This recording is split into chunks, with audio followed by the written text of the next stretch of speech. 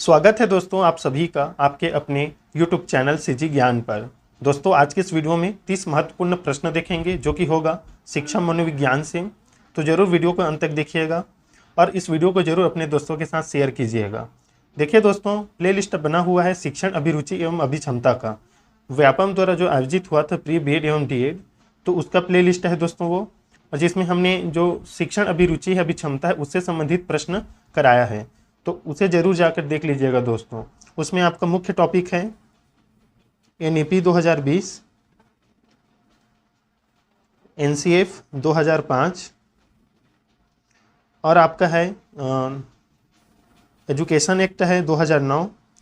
तो ये जो है दोस्तों आपके लिए इम्पॉर्टेंट टॉपिक है, सर्व शिक्षा अभियान भी है, तो इन्हें जाकर देख लीजिए, आपके लिए इम्पॉर्टेंट है, एग्जाम में आपका पूछा जा सकता है। और साथ ही साथ जो अभी हम क्वेश्चन कराएं दोस्तों वो शिक्षा मनोविज्ञान से भी करा रहे हैं।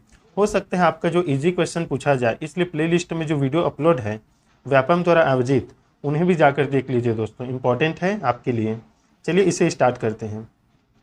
देखिए सबसे पहले प्रश्न है पहला, जीन पियाजे की संज्ञानात्मक विकास की अवस्थाओं के अनुसार जिसे पूर्व प्रत्यात्मक काल माना जाता है निम्न में से किससे संबंधित है? ऑप्शन देखिए, इंदिरा गति अवस्था से, मूर्त संक्रियात्मक अवस्था से, पूर्व संक्रियात्मक अवस्था से या औपचारिक संक्रियात्मक अवस्था से। ये इंद्रिय रहेगा दोस्तों, इंदिरा लिखा है ये गलत हो गया, इंद्रिय रहेगा, मतलब संवेदी पेशी अवस्था। तो देखिए पूर्व प्रत्यात्मक काल किसे कहते हैं दोस्तों?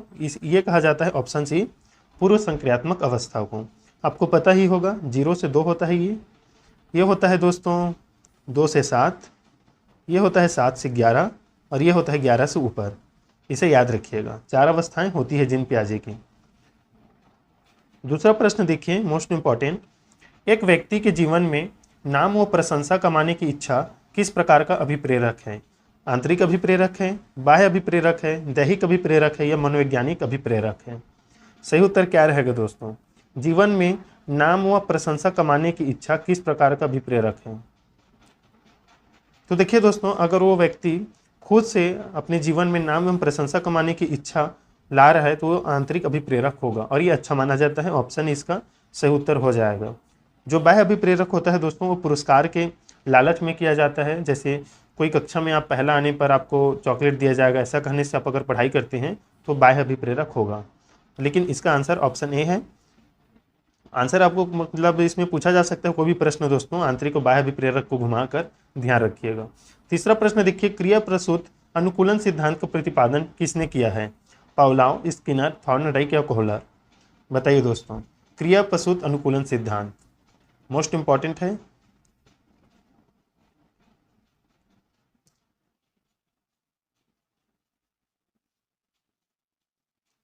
तो देखिए दोस्तों, क्रिया प्रसूत अनुकूलन सिद्धांत का प्रतिपादन स्किनर ने किया है। याद रखिएगा दोस्तों, इसमें मुख्य 2 प्रश्न आपको बन सकता है कि स्किनर ने किन जंतुओं या किस पर मतलब परीक्षण किया है। तो एक तो कबूतर है और दूसरा चूहा है, याद रखिएगा। पावलोव ने कुत्ता पर जो है प्रयोग किया है, थॉर्नडाइक ने बिल्ली पर, कोहलर ने चिंपैंजी पर। यहाँ से प्रश्न बनता है आपके हॉस्टल वार्डन के लिए, तो मोस्ट इंपॉर्टेंट है दोस्तों अगर आप तैयारी कर रहे होंगे तो। अल्बर्ट बंडूरा निम्न में से किस सिद्धांत से संबंधित है? सामाजिक अधिगम सिद्धांत, व्यवहारात्मक सिद्धांत, विकास का संज्ञानात्मक सिद्धांत या विकास का मनोसामाजिक सिद्धांत? Albert Bandura. तो देखिए दोस्तों, अल्बर्ट बंडूरा जो है ये सामाजिक अधिगम सिद्धांत से संबंधित है, याद रखिएगा। देखिए सामाजिक अधिगम का सिद्धांत अल्बर्ट बंडूरा, सामाजिक सांस्कृतिक सिद्धांत कौन है दोस्तों? वाइगोत्स्की है, याद रखिएगा। व्यवहारात्मक सिद्धांत जो है जो स्किनर हैं वो व्यवहार से संबंधित सिद्धांत प्रदान करते हैं। मनोसामाजिक सिद्धांत किसने दिया है दोस्तों? बताइएगा किसने दिया है, कमेंट में जरूर बताइएगा। संज्ञानात्मक सिद्धांत किसने दिया है जरूर बताइएगा, अभी आगे पढ़े हैं।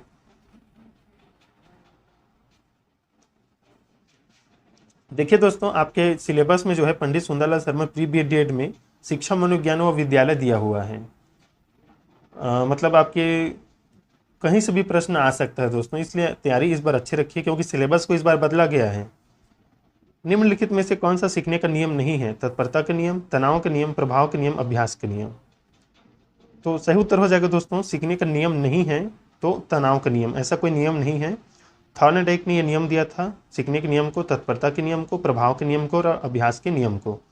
तत्परता मतलब अगर किसी कार्य में आप तत्पर हैं तो ज़्यादा सीखेंगे। प्रभाव का, अगर किसी कार्य का प्रभाव आप पर पड़ता है तब ज़्यादा सीखेंगे। निरंतर अभ्यास से आप सीखेंगे। तो ए सी डी इसका सही उत्तर हो जाएगा। मतलब उत्तर नहीं होगा, सीखने के नियम है ये, नहीं है तनाव का नियम। छठवां प्रश्न देखिए, वंशानुक्रम के संदर्भ में गलत कथन निम्न में से कौन सा है? वंशानुक्रम बालक का लिंग निर्धारित करता है,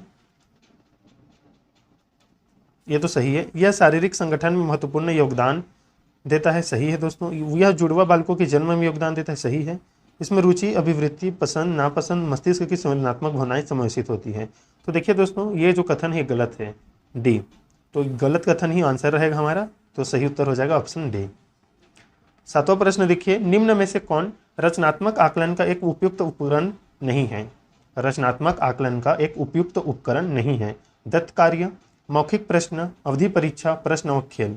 सही उत्तर क्या रहेगा दोस्तों? आप जरूर कमेंट कीजिएगा दोस्तों। 30 प्रश्न का जो है कमेंट आना चाहिए कि आपके हिसाब से आंसर कौन कौन से रहेंगे और आपने कितना सही किया। यही तो प्रैक्टिस है दोस्तों, प्रैक्टिस जरूर कीजिए।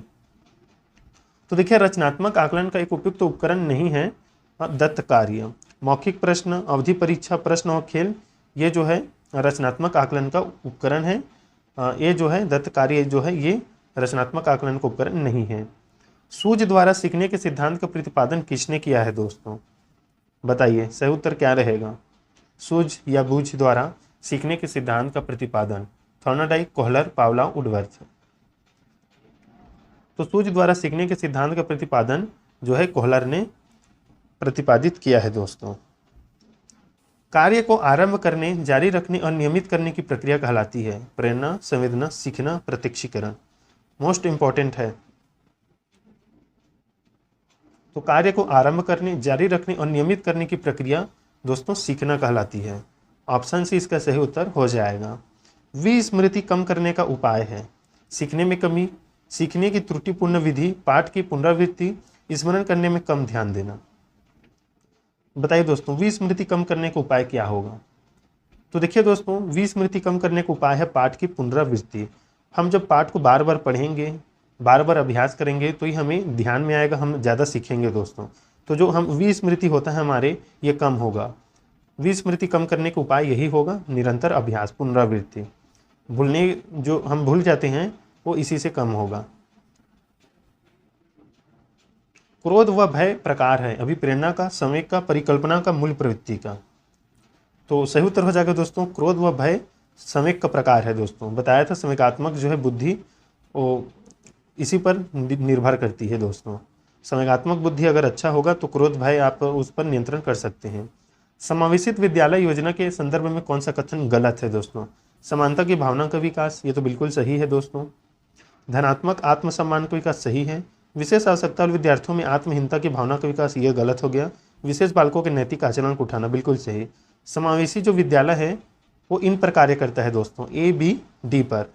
आत्महीनता की भावना, आत्महीनता दोस्तों, हिंता नहीं लाना है, आत्मविश्वास जागृत करना है। तो गलत पूछा है, तो ऑप्शन सी इसका सही उत्तर हो जाएगा।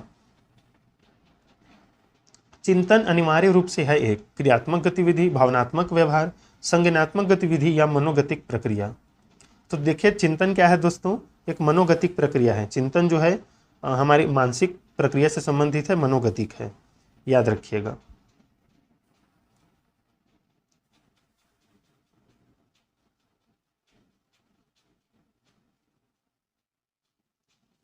मनोविज्ञान का क्षेत्रवादी सिद्धांत दिया है कट लेविन ने, सी.टी. मॉर्गन ने, लियोन फेस्टिंगर ने या हेनरी गोडार्ड ने। तो सही उत्तर हो जाएगा दोस्तों कट लेविन ने। क्षेत्रवादी सिद्धांत। पद संवेगात्मक क्रांति किस अवस्था से अधिक जुड़ा हुआ है? शैशवावस्था से, बाल्यावस्था से, किशोरावस्था से या प्रौढ़ावस्था से? तो देखिए पद संवेगात्मक क्रांति किस अवस्था से जुड़ा हुआ है? तो ये जुड़ा हुआ है दोस्तों किशोरावस्था से, जिसमें किशोरावस्था में कोई पद की चाह में लगा रहता है बालक किशोरावस्था में। किसने बहुबुद्धि सिद्धांत का प्रतिपादन किया था? देखिए हमने बार बार कराया है दोस्तों, इसका सही उत्तर है हावर्ड गार्डनर। 8 बुद्धि दिया है, 9 अभी 9 हो गया है। आपके एग्जाम में बस वैसे ही पूछा जाएगा। निचली कक्षाओं में पढ़ाते समय शिक्षक को प्राथमिकता देनी चाहिए। व्याख्यान विधि को, दत्त कार्य को, कहानी कथन को, समूह चर्चा को। तो देखिए, निचली कक्षाओं में पढ़ाते समय शिक्षक को प्राथमिकता कहानी कथन को देनी चाहिए। अगर आप कक्षा 1 से 5 को पढ़ा रहे हैं या उससे भी छोटी कक्षाओं को पढ़ा रहे हैं तो आप कहानी कथन के माध्यम से पढ़ाएंगे दोस्तों, क्योंकि बच्चे इसमें रुचि लेते हैं।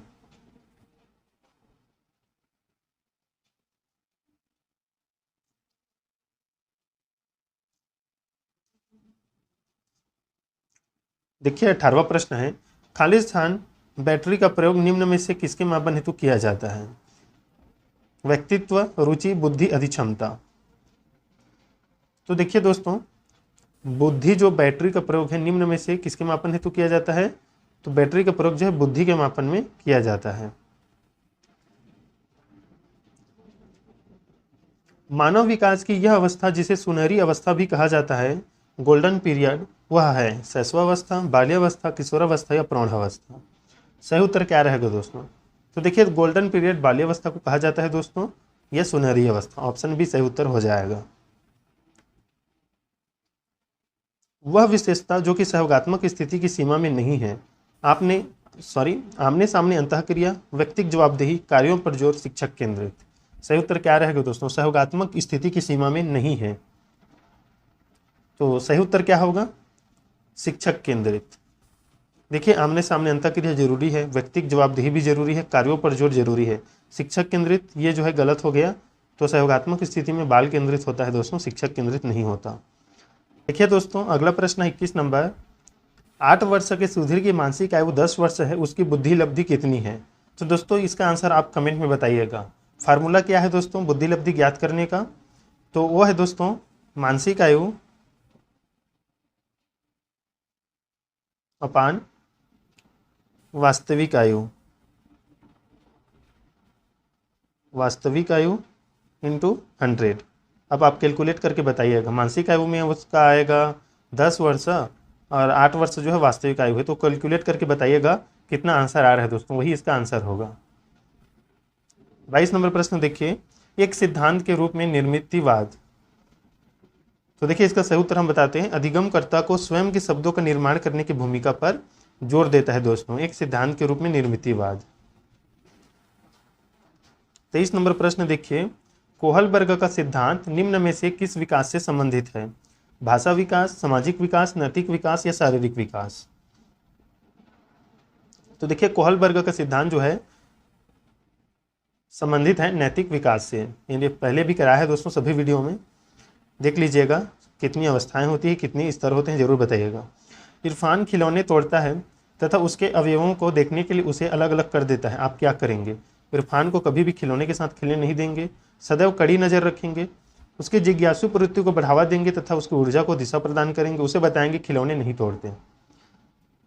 तो देखिए इसका सही उत्तर हो जाएगा दोस्तों ऑप्शन सी, उसकी जिज्ञासु प्रवृत्ति को बढ़ावा देंगे तथा उसकी ऊर्जा को एक नई दिशा प्रदान करेंगे दोस्तों। ऑप्शन सी सही उत्तर होगा। लगभग सभी जो है बच्चे अपनी छोटी उम्र में ये काम किए हैं कि अंदर में क्या मशीन है, कैसा है अंदर से, ये सभी इसे जानने के लिए तोड़ते हैं दोस्तों, जिज्ञासु प्रवृत्ति होता है। 25 नंबर प्रश्न देखिए, एक शिक्षण विधि में 2 या अधिक शिक्षक सहयोगपूर्ण विषयों की योजना बनाते हैं, पूरा करते हैं तथा सदैव विद्यार्थियों पर इसके प्रभाव का मूल्यांकन आवर्ती रूप से करते हैं। यह विधि है श्रव्य दृश्य शिक्षण, टोली शिक्षण, दृश्य शिक्षण या व्यक्तिगत शिक्षण? तो सही उत्तर है दोस्तों टोली शिक्षण, समूह शिक्षण। व्यवहार का संवेगात्मक पहलू निम्न में से संबंधित है? सीखने के संज्ञानात्मक पक्ष से, सीखने के भावात्मक पक्ष से, सीखने के क्रियात्मक पक्ष से या ऑप्शन डी है सीखने के मनोवैज्ञानिक पक्ष से? सही उत्तर क्या रहेगा दोस्तों? तो देखिए व्यवहार का संवेगात्मक पहलू जो है सीखने के भावनात्मक पहलू से संबंधित है, याद रखिएगा सीखने के भावनात्मक। एक अच्छा विद्यालय वह है दोस्तों जो कड़ी प्रतियोगिता की भावना पर जोर देता है, जहाँ प्रत्येक बालक खुशी का अनुभव करे, वह बिना एक दूसरे के सहयोग में व्यक्तिगत रूप से सीखे, जो बालक के सामाजिक स्तरीकरण को समझे तथा कक्षा के वातावरण को प्रगतिशील व प्रेरणास्पद बनाए, जो आदर्श उत्तरों को याद करने पर जोर दे। सही क्या रहेगा? तो देखिए दोस्तों सही हो जाएगा ऑप्शन सी। देखिए ये बिना एक दूसरे के सहयोग बोल दिया, ये तो ऑप्शन गलत हो गया। कड़ी प्रतियोगिता नहीं है, हमें स्वस्थ प्रतियोगिता करना है। जो आदर्श उत्तरों को याद करने रटने पर जोर नहीं देना है, तो तीनों ऑप्शन तो ऐसे कट गए। जो बालक के सामाजिक स्तरीकरण को समझे, मतलब अलग अलग लेवल को, उसके स्तर को तथा कक्षा के वातावरण को प्रगतिशील तथा प्रेरणास्पद बनाए दोस्तों, ऑप्शन सी सही होगा। एक कक्षा में एक शिक्षक पढ़ाने के लिए बाल केंद्रित उपागम का प्रयोग कर रहा है, यह तरीका उपयुक्त नहीं है। समूह वार्तालाप के लिए, प्रोजेक्ट विधि के लिए, प्रदर्शन के लिए, प्रश्नोत्तर के लिए। सही उत्तर क्या रहेगा दोस्तों? तो देखिए, यह जो बाल केंद्रित उपागम है दोस्तों, ये प्रदर्शन के लिए उपयुक्त नहीं है। आप समूह वार्तालाप से सिखा सकते हैं, प्रोजेक्ट पद्धति से और प्रश्नोत्तर से भी, प्रदर्शन नहीं दोस्तों, केवल दिखा कर नहीं। जब एक क्षेत्र का अधिगम दूसरे क्षेत्र के अधिगम में सहायता करता है तो उसे क्या कहते हैं दोस्तों? तो देखिए, उसे क्या कहते हैं दोस्तों? अधिगम का धनात्मक अंतरण कहते हैं दोस्तों। जब एक क्षेत्र का अधिगम दूसरे क्षेत्र के अधिगम में सहायता करता है सीखने में, तो उसे अधिगम का धनात्मक अंतरण कहा जाता है। इस वीडियो का लास्ट प्रश्न दोस्तों, एक अच्छे शिक्षक का सबसे महत्वपूर्ण गुण क्या है? बताइए क्या रहेगा? विषय वस्तु का क्या ज्ञान होना चाहिए? पूर्ण ज्ञान, बिल्कुल सही होना चाहिए। अच्छा संप्रेषण कौशल, बिल्कुल। विद्यार्थी के हित का ध्यान, बिल्कुल। तो उपयुक्त सभी ऑप्शन डी सही हो जाएगा। तो दोस्तों, वीडियो कैसा लगा जरूर बताइएगा। और ये जो लास्ट के 4-5 प्रश्न थे दोस्तों, मोस्ट इंपॉर्टेंट है आपके। हो सकते हैं पंडित सुंदरलाल शर्मा में अगर आसान प्रश्न दे तो ये जो नीचे के हैं वैसे दें, लेकिन थोड़ा सा अगर लेवल बढ़ा दे तो ऊपर का प्रश्न जो है आपके लिए इंपॉर्टेंट हो जाएगा। अब देखते हैं इस साल कैसा प्रश्न आता है दोस्तों। आप अपना तैयारी करते रहिए, दोनों प्रश्नों को पढ़िए, सरल को भी और कठिन को भी। बस इसमें ध्यान रखिएगा, आपको ऑप्शन काटना आना चाहिए और सही आंसर तक पहुंचना आना चाहिए।